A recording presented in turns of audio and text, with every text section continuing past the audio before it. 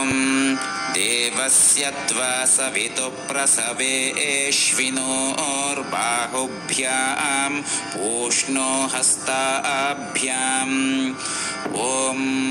उद्वयं तमसस्परिज्योतिष्पश्यन्त उत्तारम्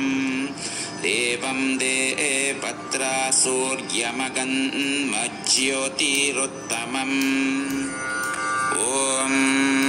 यज्ञोपवीतं परमं पवित्रं प्रजापतेर्यत्सहजं पुरस्तात् आयुष्यमुग्र्यं प्रतिमुञ्च शुभ्रं यज्ञोपवीतं बलमस्तु तेजः ॐ